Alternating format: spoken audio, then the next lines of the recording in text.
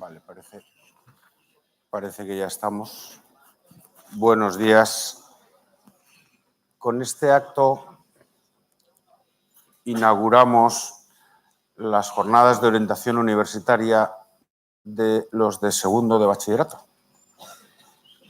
Pero por la especial ocasión que supone tener al ponente que hoy tenemos, que ahora os diré quién es, hemos invitado también a los de primero de bachillerato. Os va a hablar Dianin-Havard. Alexander es de origen franco-georgiano ruso.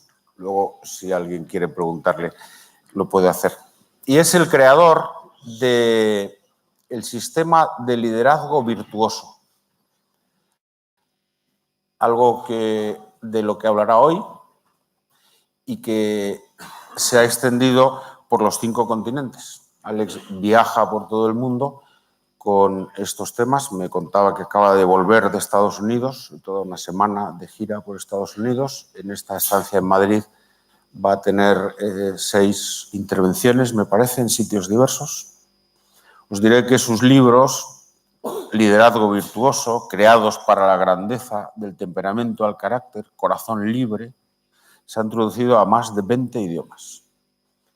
Es graduado en Derecho, que ha ejercido en Estrasburgo y en Helsinki durante años, y desde 2007 reside y trabaja en Moscú. Ha fundado 15 institutos de liderazgo en 4 continentes. A él le gusta también y que se diga, y creo que además ante este público os resultará especialmente interesante saber que es numerario del Opus Dei, empezó la labor del Opus Dei en Finlandia y posteriormente en Rusia. Conoce perfectamente lo que los de segundo habéis hecho ya y otras promociones y lo que vais a hacer los de primero. Y nada más, os dejo con él. Gracias, Alex. Muchas gracias a ti.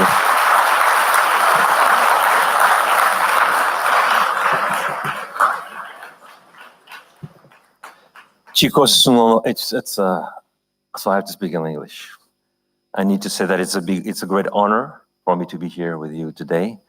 It's a long time I've been heard about Tamar, but now today is the first day where I have this opportunity to be here with you. I'm French because I was born in Paris 58 years ago.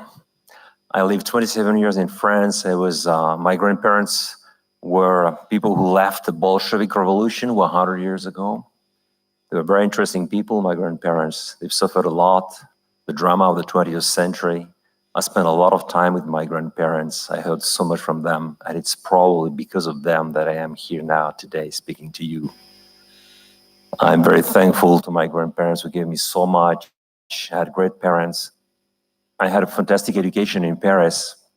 I studied law. I became a lawyer. I was a barrister in Paris and then in Strasbourg for a few years. And then after, when I was 27, I went to Finland, 27 years old. It was 1989. I moved to Finland, and I lived in Finland some 18 years.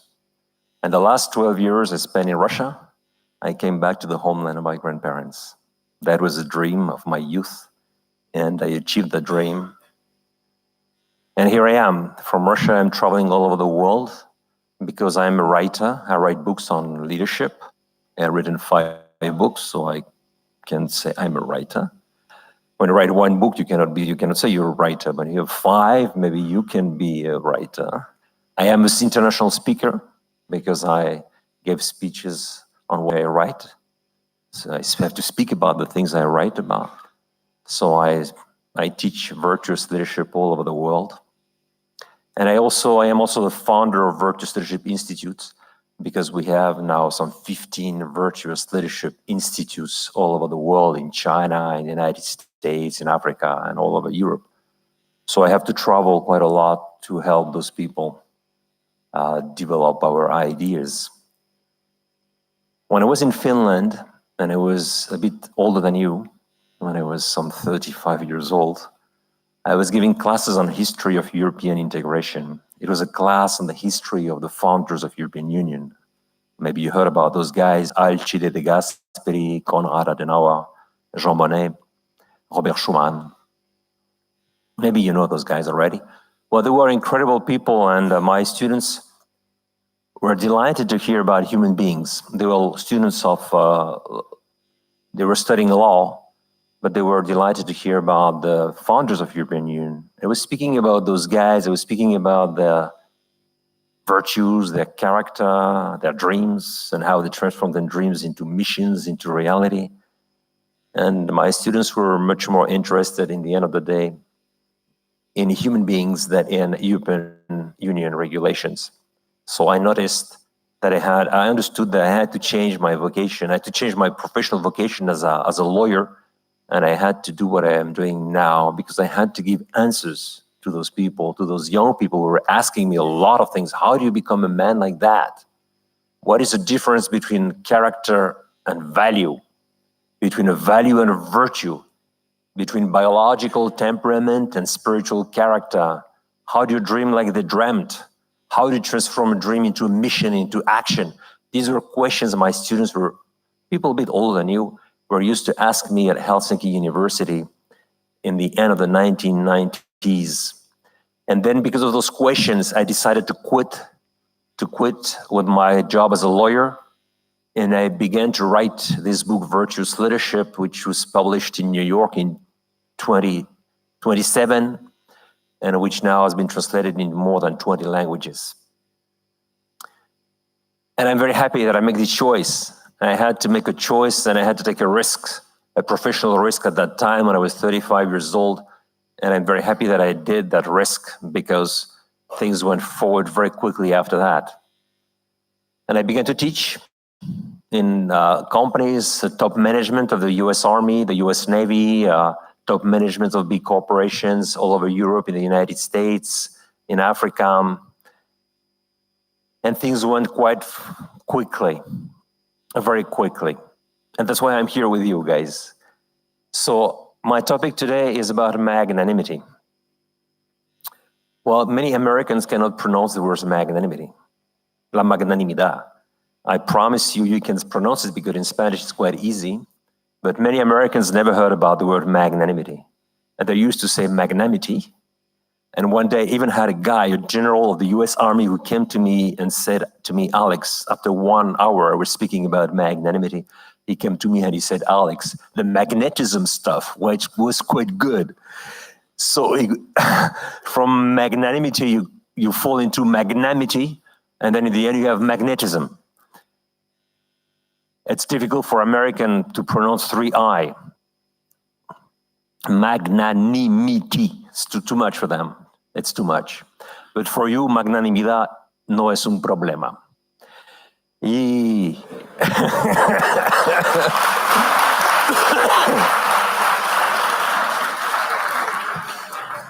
seres grandes. So we have to speak about the magnanimity thing. What's that?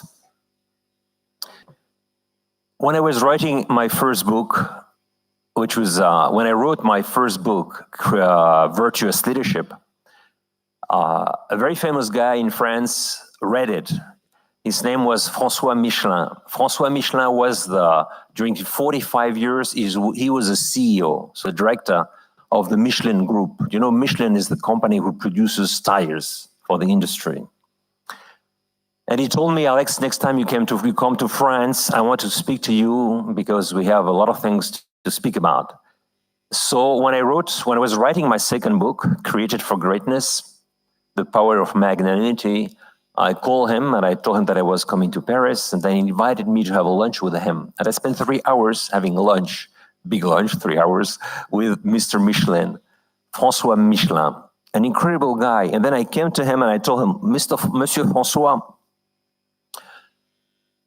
your company is just incredible. It is the #1 in the world in the tire industry. So you are a very efficient person, and you have been for 45 years the CEO of that company. I would like to know, how did you create that corporate culture, which is very famous in France and all over the world? It's a powerful culture, corporate culture of magnanimity and humility. I'm going to explain this after. And then he told me, look, Alex, I need to speak to you not about myself. I need to speak to you about my grandfather, Edward. My grandfather was an incredible man. I remember him, he told me, in the end of the 19th century, he created a company, Michelin, and began to produce tires for the industry. And one day, a young man came to the company and knocked at the door. His name was Marius Mignol. And he said, I would like to work for you because I have a passion for tires.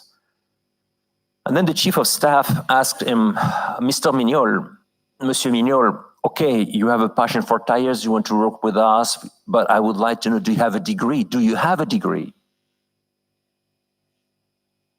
What can you do? And Marius answered, no, I have no degree. I left school when I was 15 years old. But I am not an idiot. I've been working in a printing department of another company, not far away from here, for a few years. So I know about printing, about laying out material. I know about publishing. And I know that you have a newspaper in the company, Michelin, so I could work there. So the chief of staff said, okay, Marius, you know about printing, so I send you to the printing department. And here we have Marius in the printing department of Michelin, laying out stuff, printing. And then after a few days, after this first meeting between the chief of staff and Marius, Edward Michelin, the chief, heard about that story, that there was a guy called Marius who was sent to the printing department because he knew nothing about anything. So Edward came to see the chief of staff and told him, you are an idiot. Remember always one thing. You need to break the stone in order to discover the diamond that is hidden inside. You need to break the stone in order to discover the diamond that is hidden inside. You don't know Marius. I don't know Marius. Marius probably doesn't know himself. I want to know who is Marius. I want to know what's his talent. And then after, we will decide, you and me, where Marius has to work in our company. But don't tell me that Marius has no degree, and that's the reason why he has to work in the printing department. That is idiotism. Send him to the international commercial department. I want to know who is Marius and what he can do. The chief of staff was a bit amazed and was a little bit unsatisfied and happy with that, but he obeyed his boss and he sent Marius to the commercial department. Marius had to buy stuff for the tires on the international markets. Marius knew nothing about mathematics. He had difficulties because he had to convert the currencies almost every day because he was buying stuff on the international markets. But then he invented a kind of small ruler, rega de calculo, a very small ruler in order to make the conversions quite quickly, something very basic. And when Edward Michelin saw on the table of Marius this little instrument that Marius had invented in order to convert the currencies quickly, he came by that place. He took the rule in his hands. Edward Michelin is not only a CEO, he's also a mathematician and an engineer of top level. He took that little stuff in his hands. He watched it and he said, this guy is a genius. See the capacity of a businessman to practice the virtue of prudence, which is to grasp reality, human reality, in a few seconds. Nobody understood what was happening around, but Edward Michelin understood in a few seconds that Marius was a genius. And he said, Marius must not work in the printing department. Marius must not work in the commercial department. Marius must be sent to research. At that time, the cars were going faster and faster every day. It was the beginning of the 20th century, but the tires were still the same. They were very old tires. There were the traditional tires. And at high speed, they were nobody understood how to stop the process of heating of tires at high speed. So the tires were heating so much that they could explode at any moment. And it was dangerous for us, for the car drivers. And it was a big problem for the industry, because the motors every day were better and better, but the tires were still the traditional ones. And during decades, the top engineers of France were trying to understand what's a tire, what's happening with tires, how do we stop the process of heating of tires at high speed. These were the alumni of École Polytechnique in Paris, the top engineers of the century, were working for Edouard Michelin, and they didn't understand what's a tire. And here we have Marius. Marius is going to work during a few years, absolutely not in secrecy, but not with those guys, because he couldn't speak the same language. They had not the same culture. He had no mathematics, no physics, no curves. He was just experimenting, observing, and trying to understand what's a tire and what happened at high speed. To make the story short, Marius, after a few years of investigation, with passion for the tires, with a kind of mind that is not deductive, it's not a mind that is up-down, but down-up. We call this inductive mind. He was a kind of metaphysicist of the tires, of the industry. Marius invented the very famous tire that is called the radial tire, that changed all the industry of tires all over the world in a period of 20 years. It's absolute tire that has no problem with high speed. Marius became the most important engineer of the 20th century in this field of tires, a man without education. The hero of the story is not Marius. Because among you here, there are many Mariuses. There are many. But they have no clue that they are Mariuses, because their parents never told them. Marius had parents, and his parents never discovered in him something special. He spent 15 years with his parents. His parents just thought that he's a nice guy. Un buen chico. Nothing more. Un majete. That's what they thought he was.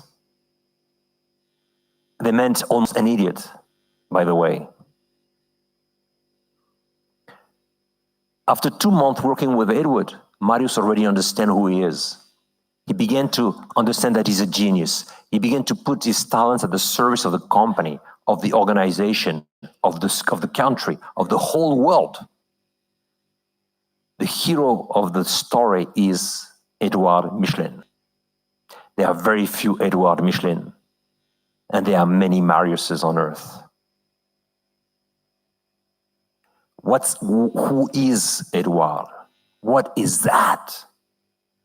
Break the stone in order to discover the diamond that is hidden inside. What's that? My friends, that's a virtue. It is the virtue of magnanimity. What is the virtue of magnanimity? It is the virtue of people that have a great vision about what it means to be a human being, a great vision of themselves, a great vision of you, a great vision of their children, a great vision of their employees, people that have a vision that a human being is not a chimpanzee, that a human being is something extraordinary, that a human being has a spirit, a free will, a rational intelligence, a big heart. And his dream was to help people discover the diamond that is hidden inside themselves. Leadership, it's about achieving greatness by bringing out the greatness in others. Leadership is about achieving greatness by bringing out the greatness in others.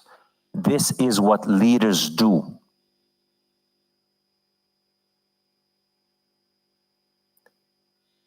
They bring out the diamond. They believe strongly in the diamond that is hidden inside each one of us.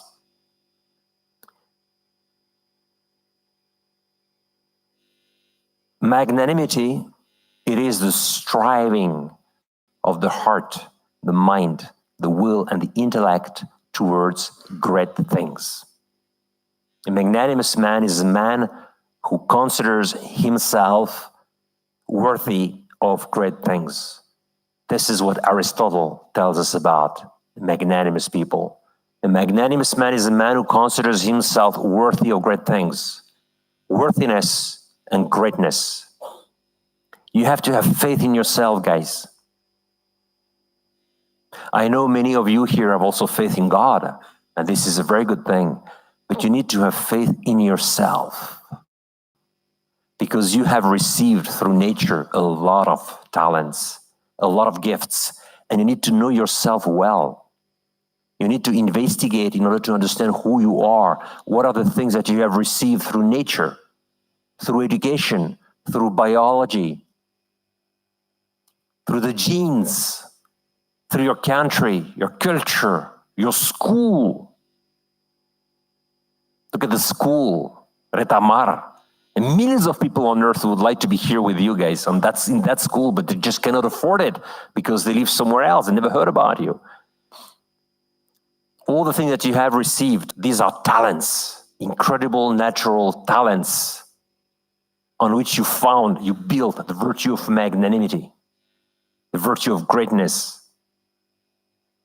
Greatness, magnanimity, it is an incredible, beautiful virtue. It is a virtue of people who are capable of dreaming and transforming the dream into reality.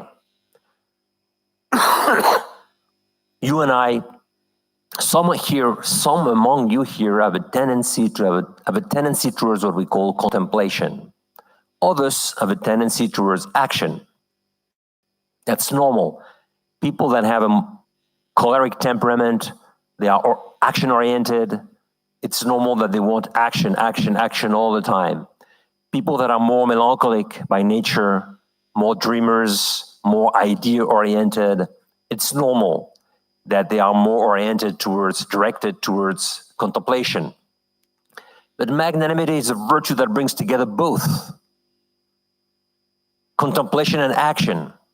A man like Edouard Michelin is a contemplative spirit. I mean, he likes to contemplate the truth, beauty, greatness, but at the same time, he's a man of action. He's a powerful CEO of a powerful company. He wants results. So he's a dreamer who is capable of transforming the dream into a mission, into action.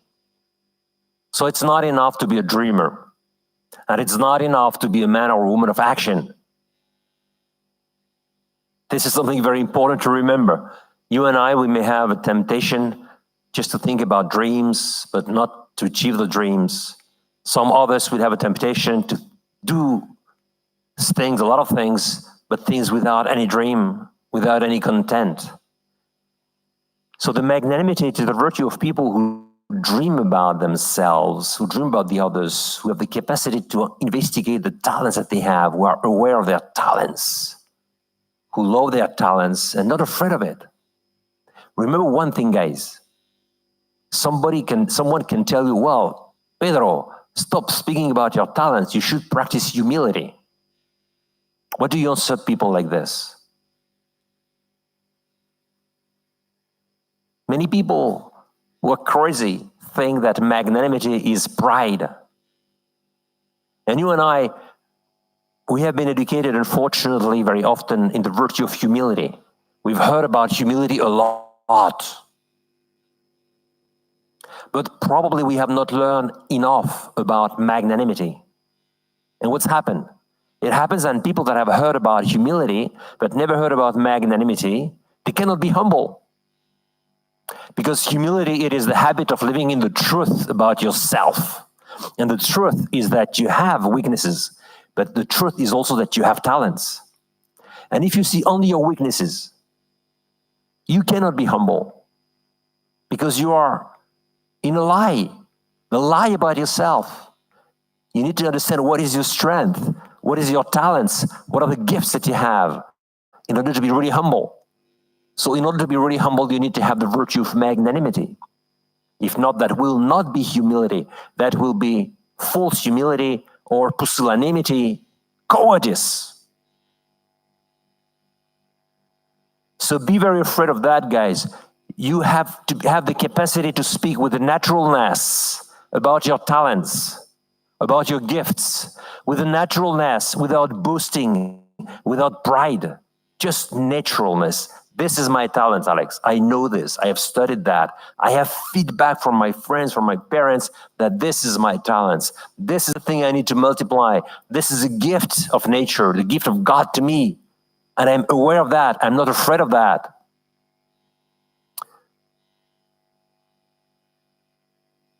You have people that can be 2 hours speaking about their sins, 2 hours speaking about their weaknesses, about the things they've done wrong. But they cannot be 2 hours speaking about their talents, about their gifts, about their dreams, and about the dreams they want to achieve. They feel ashamed about it. They feel false modesty. You should not have false modesty, guys. You should be humble. Humility means that you are aware of your talents. You want to multiply those talents, but at the same time, you know that those talents are not yours. They are not the product of your own activity. Those talents are gifts of God to you. And if you don't understand the idea of gifts, then yes, you can fall into what we call pride. And then this is a lie. This is blindness. And many people build a tower of what they call greatness, but then everything falls apart after a few years because there is no foundation in truth. And the foundation in truth is that those gifts that you have, yes, you have them, and you have to be aware of them, but you have to be aware of the origin of those gifts. Where do they come from? Yes, you can multiply them. Yes, you can work on them. Yes, you can develop them. But the origin of that gift, it's not you. It is not your gift. It's not your talent. It's something you have received. If you don't know those things, you will collapse because there will not be humility in your life. And because there will not be humility, there will not be magnanimity. Because true magnanimity is humble. There is a guy called Eric Liddell. Did you hear about that guy? Who watched the famous movie 1983, Chariots of Fire? Who watched that movie, Chariots of Fire? Many people here watched it. It's a wonderful movie. Do you remember that guy, Eric Liddell? Eric Liddell is a real guy. It's not just a movie guy. It's a real guy. He was a Protestant pastor in Scotland. And his desire was to go to China to evangelize China. But one day, he discovered that he was running very fast. Very fast. And he began to say those 4 words. God made me fast. And he said, I will not go to China. I will go to China later on. Now I go to Paris. I go to the Olympic Games. 1926. I want to run because I run fast. God made me fast. 4 words. This guy, Liddell, he knew perfectly his talent. At the same time, he knew perfectly that this talent was a gift of God to him. God made me fast. He went to Paris. He couldn't run on Sunday because he was a Protestant, and Protestants don't run on Sundays. So they gave him the 400 meters, which was not his specialty, on Monday. And he trained 3 months for the 400 meters, and he won the gold medal in Paris. And then after he went to China, and he died in 1945 in a Japanese concentration camp in Manchuria, spreading the gospel. An incredible life. This guy, Eric Liddell, was very magnanimous and very humble. Absolute magnanimity. I am fast, guys, and I will show you what this is. I have a talent. I'm fast. I want to multiply this talent. And I want to serve humanity with that talent. And I know God made me fast. I'm humble. I know the truth about this talent. It is not mine. I didn't produce it. Yes, I train, but I did not produce that talents. So when you know the origin of that talent, and you know that you have this talent, you are magnanimous. A magnanimous man or a magnanimous woman is someone who knows, first of all, that he has a very high dignity, that he has talents, that he has powers, and that he has the desire to multiply this in order to serve people with that talent. This is what magnanimity is about. It is the opposite of pusillanimous people. The pusillanimous people, they have no dream. No dream. They are happy if they are alive. It is false humility. And I'm sure that here, guys, you understand my language very well. There is no place for false humility when you have studied in this place. You have to be humble, truly humble, which is to understand very well your talents and your limitations. But you have to have this magnanimity of dreamers who want to multiply the dream and transform the dream into a mission, into action. Many people dream, but their dream is not a magnanimous dream. These are people who dream in order to enjoy the dream. There are many people who dream, but they dream in order to enjoy the dream, not to implement the dream. Magnanimous people, as soon as there is a dream, this dream is very dangerous because this dream is immediately implemented in action. So these people, they transform the dream into action immediately. They don't dream for dreaming. They dream in order to act, in order to do, in order to implement, and they implement very quickly. That's why the magnanimous people are dangerous people, because when they speak and when they dream, it's not for fun. It's for realizations, concrete realizations now, not tomorrow. This is what it means to be a magnanimous people. A dreamer who is at the same time a doer, a philosopher who is a doer. Some of you here, I told you, have a tendency to be philosophers, melancholic people. Some of you here have a tendency to be the doers, the choleric people. Well, you have to know, if I have a tendency to be a philosopher, I am challenged by the virtue of courage, the virtue of audacity, of boldness. I need to transform my life into action because I have a richness inside me. I have talents, I have great gifts. But I need to share those gifts with others. I need to transform those gifts into action. So I am challenged by audacity, by boldness, by action. Those of you who are action-oriented by biology, because you have a choleric temperament, you are challenged by contemplation. You're challenged by humility. You're challenged by trying to understand that you need to serve people and not just to serve yourself or to use people in order to achieve your dreams. Your dreams have to be at the service of people, not at the service of your ego. So people who are choleric need to spend more time thinking about what's the meaning of my life, what's the meaning of my action. You have a lot of people who are doing a lot of things, but this action has no content because these guys are just running away from what? Running away from themselves. Running away from the void of their interior life. When you have nothing inside, you run because you're afraid of yourself. You don't want to spend time with yourself. You don't want to spend time in reflection, in contemplation. You're just afraid of yourself. So you do a lot of things. That's the only way for you not to think. And you have many people like this also on earth. The workaholics. They work 20 hours a day. Why? It's because there is nothing inside and they know it. And they are extremely afraid of that void. And they don't want to have 1 minute to be alone with themselves and to think about their lives and to try to find a meaning, to find a real dream that has to be implemented. So they do a lot of things. And many people could think, well, these guys are magnanimous because they are in action all the time. They are no magnanimous. They are small people, my friends. Small. Majority of people that are doers are small people. Very, very small. Nothing inside. That's why they run. When a magnanimous man runs, he runs because he has a life of contemplation. There is a fullness of life inside. And he runs because there are too much inside.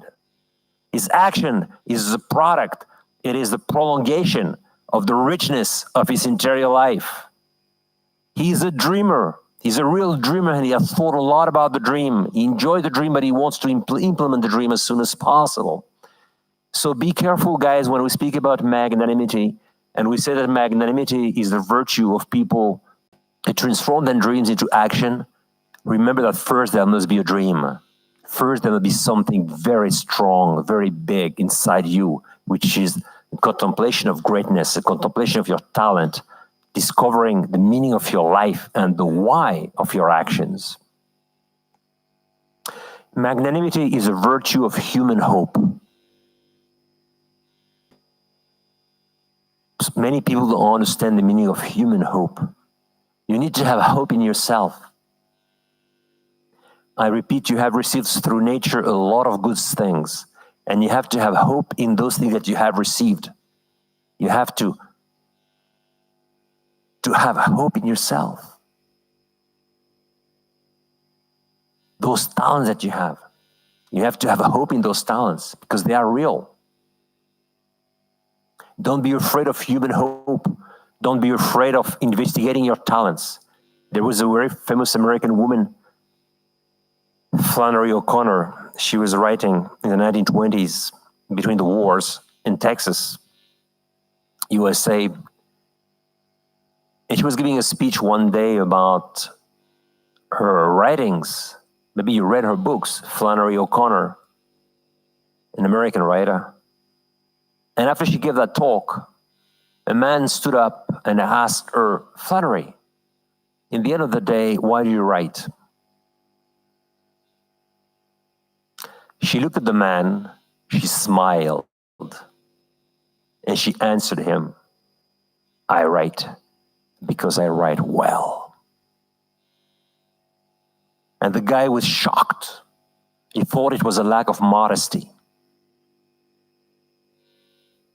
She was not shocked. She just smiled because she understood that he will not understand, that she was giving him a lesson on magnanimity. You have to be able to be like that woman. You have to be able to say, this is my talent. That is why, and this is the only reason why I do those things. It's my talent. I multiply this talent and I want to write better every day because I write for you. This is my way of serving humanity. It's to write better every day. There is no other reason for me. There is a guy called C.S. Lewis. Probably you heard about him. He's an English writer.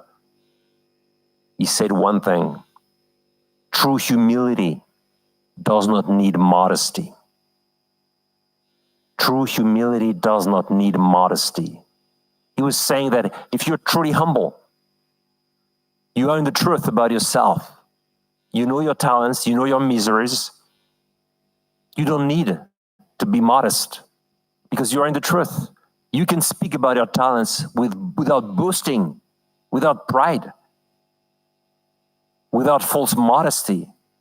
You can speak with naturalness about the gifts that you have received, only if you are humble. Modesty, it is for people who cannot be humble. Because if someone cannot be humble, he should be modest. If not, he's unbearable. He will be all the time speaking about himself, and that guy will be absolutely unbearable. But if you are in the truth about yourself and you know your talents, you know weaknesses, you should be capable of speaking about those things, I repeat, with absolute naturalness. This is what she was telling us. This is what C.S. Lewis was telling us. Lewis was saying, if God is happy with his work has to be happy with itself. That's why we don't need modesty, he said. We need magnanimity. We need humility. So what I'm telling you guys is, don't be modest. You don't need modesty. What do you need, guys? It's humility and magnanimity. You need a dream. And you need to understand that the dream, you're going to base it and to found it, to build it on the truth. And the truth is humility. The truth about yourself. The truth of the gift that you have received. This is the thing you're going to investigate. Many people ask me, Alex, how do I discover my mission in life? Mission has a lot to do with magnanimity. What does it mean to have a mission? Your mission in life is not capriccio. Your mission in life is not a whim. Your mission in life is, who are you? Until you don't know yourself well, you cannot have a vision of what your mission is about. You have to investigate, where do you come from? Who were your grandparents? Who were your parents? What did each one of them give you personally? What do you remember of each one of them? What is your country? What is the specificity of your culture? Who are you? What are the challenges in your country today? Political, economic, social, human challenges that you want to face. First, you need to understand who you are. Basic things in order to understand what your mission is. Remember one thing, your mission is not what you want to do. And at your age, you need to know that. Your mission is, who are you? Where do you come from? What are your talents? What are the things you're good at? That's a basic thing in order to discover your mission in life. Self-knowledge. You need a lot of self-knowledge, guys. At your age, it's very important. You have people that get self-knowledge when they are 50 years old. You're in your 70s, 80s. You shouldn't try now to understand, well, who are you? Each one of you. What are your capacities? Where do you come from? What's your story? What could be your mission in life? And you need to try different stuff, different ways of doing things, different things to be done in order to understand what is really your talent. And you need to ask feedback from your friends. Is this good or is this bad? Is this me or it's not me? This is the way to get self-knowledge, to try different things and get a lot of feedbacks from people who love you. That's the way to understand who you are, what's your child, what's your mission in life should be. Then another thing that is very important, it is this idea of how do you develop the virtue of magnanimity. Because you see the virtue of magnanimity on that pyramid, it's at the top. You have humility at the bottom, which is self-knowledge. We've spoken about it. You have humility at the top, which is a humility as a service to humanity. Just under humility, you have magnanimity. You shouldn't be just the good guy. What's a good guy? The good guy is the guy who practices the 4 fundamental virtues that we have in the center of the pyramid. Prudence, the capacity to make the right decisions. Courage, the capacity to stay the course. Self-mastery, the capacity to direct your emotions. Justice, the capacity to give each one his due. These are basic virtues. If you try to practice them, you become a good man or a good woman. But don't tell me that the meaning of your life is to be a good man or a good woman. The meaning of your life is magnanimity. You cannot base your life on the 4 fundamental virtues. On the 4 fundamental virtues, you can base only your actions, but not your life. Your life has to be a life of greatness and service. It has to be a life of magnanimity and humility. If I ask you, what's the meaning of your life? And you tell me, Alex, the meaning of my life is courage. I say, but what's that? It's ridiculous. What's the meaning of your life, Pedro? Well, the meaning of my life, it's self-mastery. Wow, awful, disgusting. What's that? It's not a life. But if you tell me, well, Alex, the meaning of my life, greatness and service. I'll say, bingo.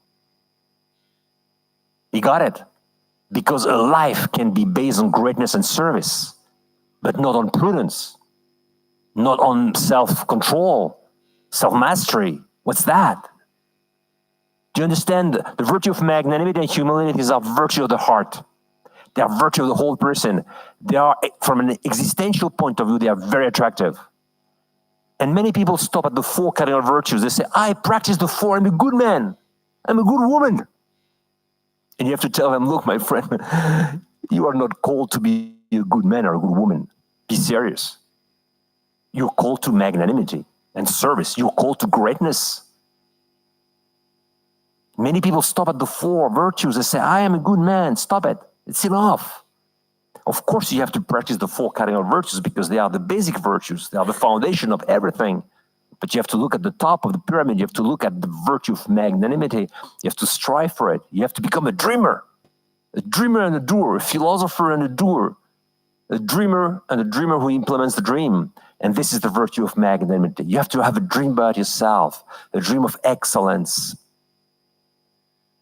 This will give you a lot of peace, and this will give you a lot of joy for your life. How do you deal with the virtue of magnanimity? The first thing, guys, you need to do, you need to identify magnanimous people. Friends, parents, teacher, a coach, whatever it is. There must be people in your life you think, this guy is great. I want to breathe like he breathes. I want to dream like he dreams. I want to act like he acts. And I need to understand what does this mean? For this, I need to spend time with him. I need to imitate him. I need to study him. And I need to spend time with him in order to breathe with it, like he breathes, to feel like he feels. It's not easy to understand magnanimity if you don't have a vision of what magnanimity is about. You know, to practice the virtue of self-control, it's not easy. But intellectually, you understand how to do those things. 5 bottles of vodka. Don't touch them. Well, many of us here, it's hard for us not to touch the bottle of vodka. But we understand what it means. Don't touch the bottle of vodka. Courage. Well, you wake up in the morning at 5, 10 push-ups. You strengthen your will. It's not easy.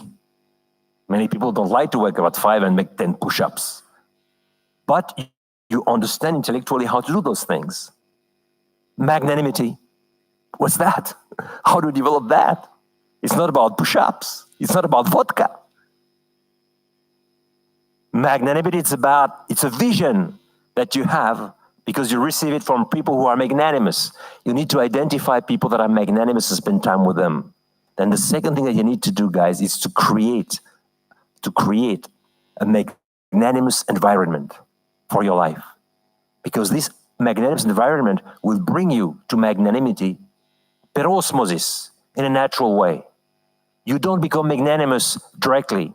We become magnanimous indirectly because we create an environment which brings us to the level of magnanimity. What is this environment? It is the books you read. You should be capable of saying, those books I read because they're good for me, because they bring me dreams, because they make me dream, because it's full of values, full of virtues. I need those books. I need to breathe with those books. Those kind of books, not for me. I don't spend time with those books because they destroy me. They make me a small man or a small woman. You can have the books, the movies you watch. I'm very happy that here many people watch that movie, Chariots of Fire, because it's a great movie. Many people now of your age don't watch those movies anymore. They watch a kind of serials where very often there is just nothing inside. And the serials that we can watch today on TV are much more dangerous than absolute pornography or violence. Because when you have porno or violence, you see immediately what's the problem. But many of those serials, they are so bottom line that they destroy your vision of what a human being is without yourself understanding it. And you can watch hours and hours and you become a zombie and you're zombified and you don't even realize it. So many people of a generation are being zombified and you don't understand that they are being zombified. The movies you watch, the books you read, you have to have the virtue of self-control, self-mastery to understand what are the books you have to read and to have the power to read the good books. You have to create this environment that's going to bring you to the level of magnanimity. It requires, of course, courage. It requires prudence, the capacity to understand what's right, what's wrong for my life. Courage to stay the course, to stick to your decision. Self-mastery, not to let yourself go be destroyed by passions and emotions that are wrong. You need to practice the 4 cardinal virtues in order to become magnanimous. That's obvious, my friends. You cannot buy the Moscow University. I remember one day a young girl came to me and said, Alex, I want to buy the magnanimity stuff, but the order's too heavy. And I had to tell her, look, Look, Sonia, you can't do those things. You have to buy the whole stuff. You buy the whole package because you cannot buy magnanimity if you don't buy the whole pyramid. All those virtues are united to one another. To be magnanimous, you first need to be a woman that practices prudence, self-mastery, justice, courage. If not, it will not work.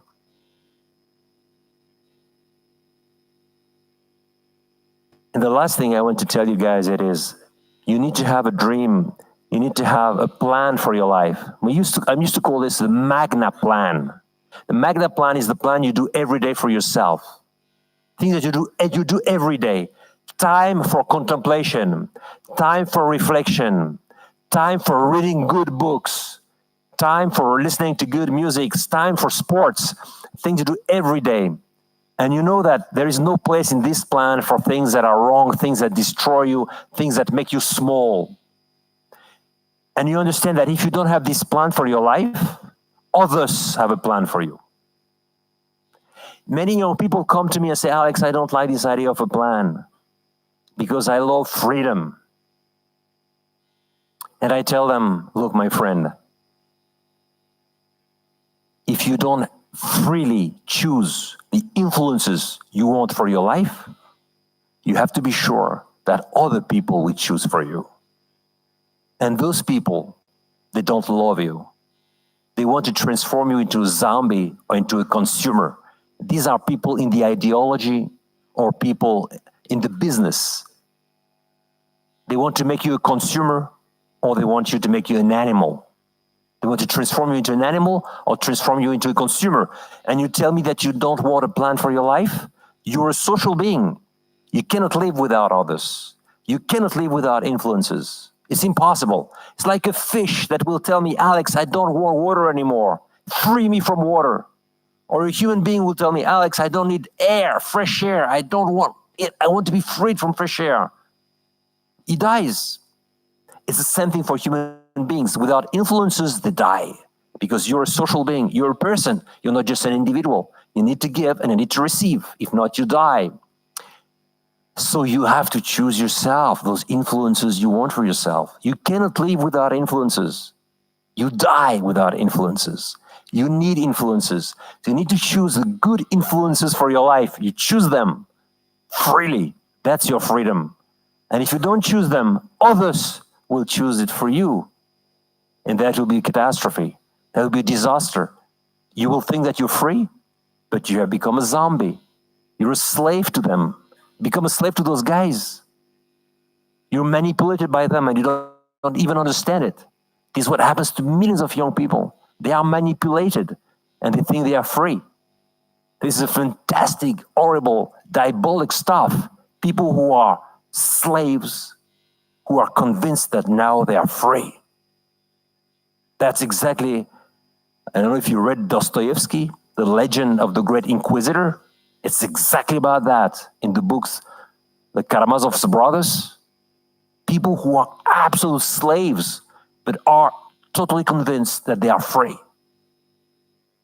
That's a fantastic dream for those who hate humanity. To have slaves that are happy of being slaves because they think that now they are free. That's what many people want to do with you.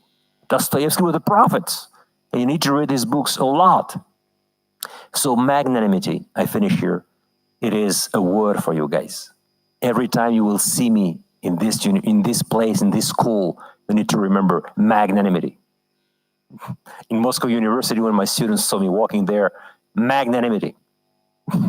Why? Because the world has lost the concept of magnanimity. Never heard about it. So I hope that when I speak to you about those things, you will spend time reflecting on that and reflect about your life and think about what's going on with magnanimity.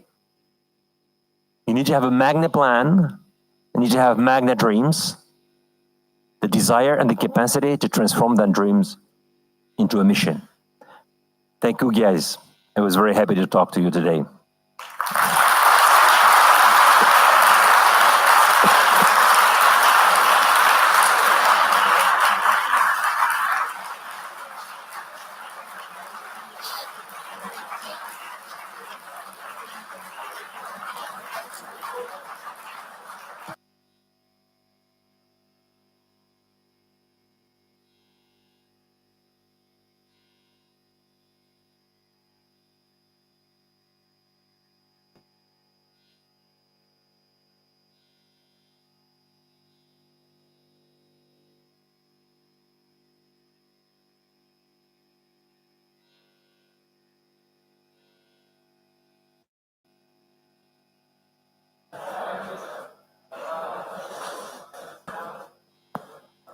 Si alguien quiere hacer una pregunta a Alex, es un buen momento ahora.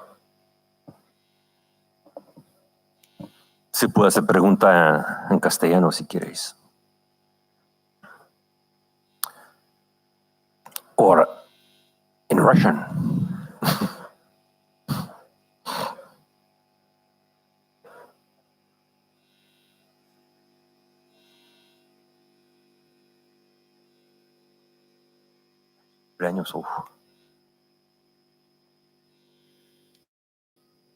Jordan, he's in Russia. Yeah, I know him very well. Jordan. You should listen a lot to what he says because it's very rational. His message at the end of the day is very much about magnanimity. He's a man who understands that there is a big problem with men in modern society, that they are not men anymore, and it's time to rebuild manhood. So it's a good thing for you, and it's good for me to hear a lot, to listen to a lot of Jordan Peterson. So I just hope that among you, many people will become Jordan Peterson, because we need many of them. Look at this guy, he's alone, he's magnanimous. He's probably the only one which is on the media. That's just incredible. But this guy has a dream, an incredible dream, and it worked out, it works well. He has an incredible impact on people of your age. People who listen to Jordan Peterson are between 17 and 40 years old, and they are males. So which means that there is a real interest in what he says, and I hope Russia will save him. He's in Russia now in the hospital. Just a friend wrote me the other day because he needed assistance. He's a great guy. He left the United States because he thought that in the United States he was not helped well enough with the medicines. Because of the corruption of the medical system in the United States, because of the power of the medical business. But that's another topic for another day. Thank you it's your birthday today, guy. It's your birthday today. Happy birthday.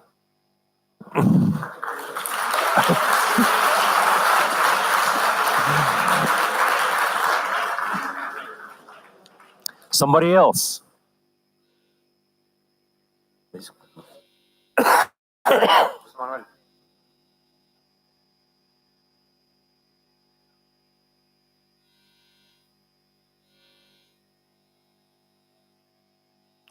Te voy a decir, el tema es que, no, in English, no? The thing is that for both, it's difficult, because if you're more contemplative, what's the challenge for you in terms of magnanimity? It's going to be action. So you have a challenge, it's action, because you are a melancholic person. A melancholic people, there's a lot of things inside. The challenge is going to be activism, it's going to be action, it's going to be boldness. So if you are a choleric person, the challenge is going to be humility, the capacity to understand that your gifts are gifts from God, that they are not your gifts. So for both, it's hard. You cannot say for whom it's more difficult. Magnanimity is difficult for everyone. Just the parts of magnanimity that have to be developed are different. It depends on what is your biological structure. Because temperament is something biological, physiological, genetical. So as soon as you know your temperament well, you understand what's going to be the challenge in terms of magnanimity. Is it going to be the dream, or is it going to be action? And I cannot tell you what's easier. It's not easy to be a dreamer when you're a man or woman just of action. And it's not easy to be a doer when you're a man or woman of dreams. So here I cannot say what's easier. I think nothing is easier. It's just that the challenge is different.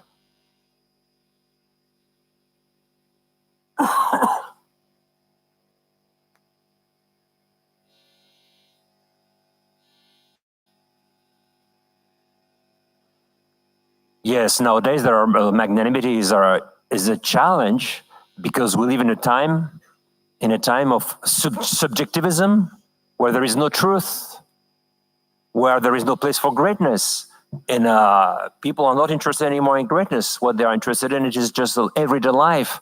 They are interested in smallness. They are interested in the values. You know, the values, when they die out, then the magnanimity disappears, because magnanimity requires very high values. It is the value of the truth, the value of beauty, the value of goodness. This is what creates a magnanimous person. But if you have no vision of the human dignity, if you're a materialist, if you think like Darwin that human beings are chimpanzee, there is no place for a dream, because animals don't dream. That's the truth. Animals don't dream. So everything depends on what Aristotle always used to say. A magnanimous man is a man who considers himself worthy of great things. Worthiness.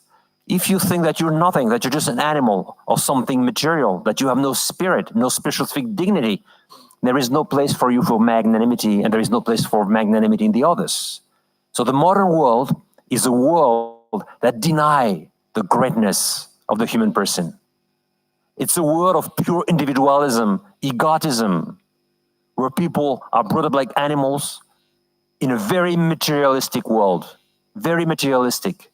So those people like you, who are spiritual beings, who want to defend the dignity of the human person, you are the one that are called to magnanimity, because you have heard since you're very young about the dignity of the human person. You believe in your dignity. You believe that you have a free heart. You believe that you have a rational mind, that you have a free will, that you're not an animal, that you're not determined by biology. You're not determined by society. You're not determined by your education. You have the capacity to say no to certain things, and the capacity to say yes to the good things. And the world in which we live, unfortunately, is a world which is very, very materialistic. So all the values are purely materialistic.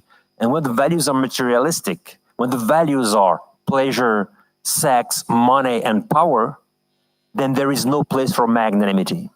That's why you have to fly against the current.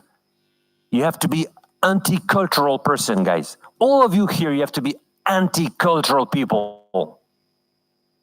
Each and any of your stands has to be anti-cultural, and you have to be proud of it. Be proud, guys, of doing the opposite of what the society is expecting from you. Be proud, delight in your anti-cultural stands. Delight. Don't think I am a very strange person. Don't think like that. Think, I am a man.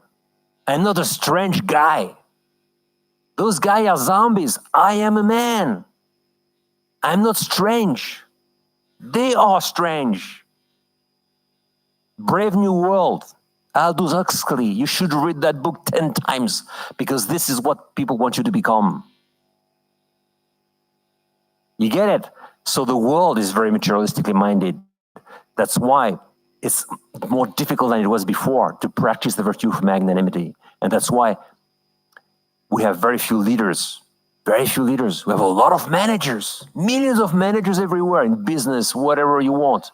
Millions of MBAs all over the world. But leaders, very few. And people say, where are leaders gone? We have only managers. There is no leaders, because there is no magnanimity. You know, magnanimity creates leadership, not management. These are different things. Yes.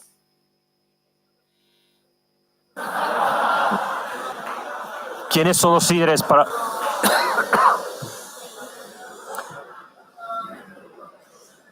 Mira,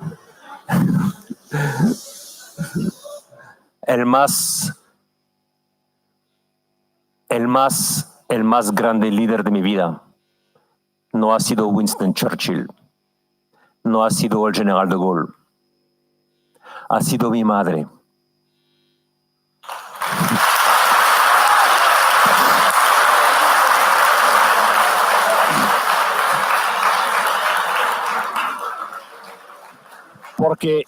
Porque ella sí fue 10 millones más magnanimous than all those people I just mentioned.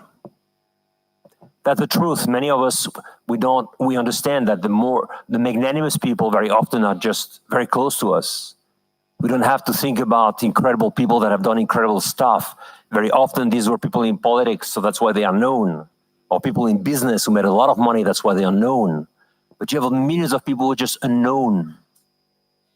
And they are just incredible. They are magnanimous because their dreams about themselves and their dreams about their children is incredible. They have a dream, you're a project for them. They have an incredible dream about yourself. It can be a teacher, it can be a chief of a school, it can be your parents. These are people that nobody knows about. But these people have a dream.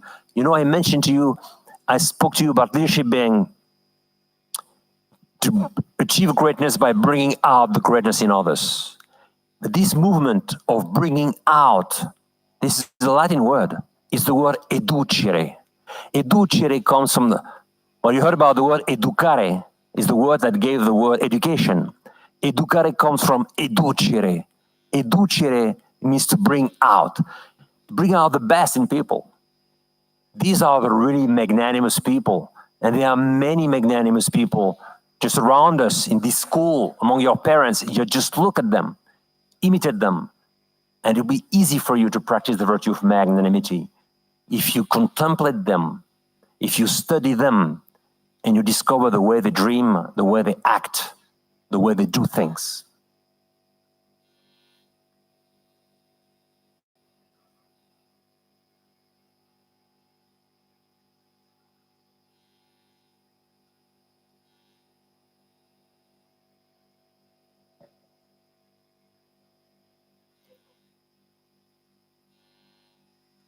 Okay, guys, I'm not saying that you must not, your friends that are not magnanimous, that have a very little dream for themselves, you must not abandon them.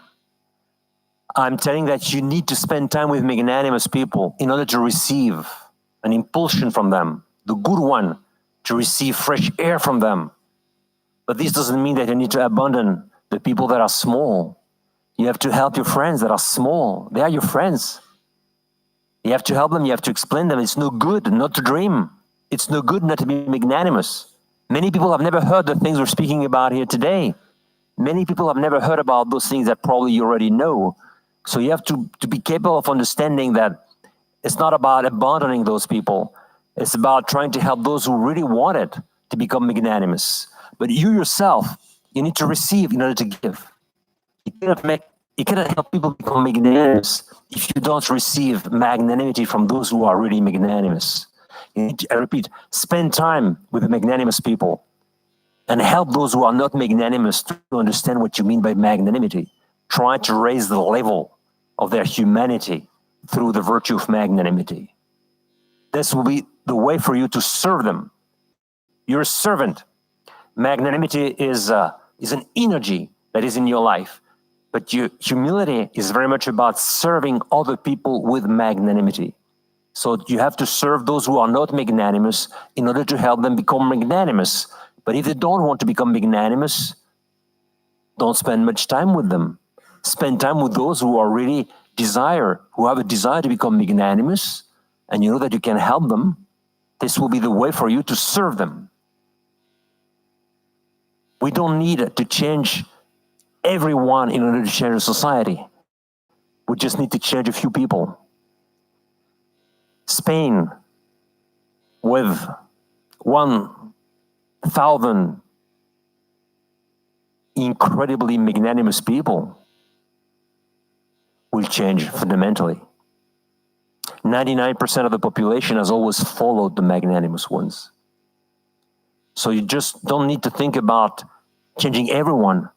What you need to think is about changing a certain part of the population so that people begin to dream really, and the others will follow. That's the dream of a magnanimous person. Thank you very much. Thank you.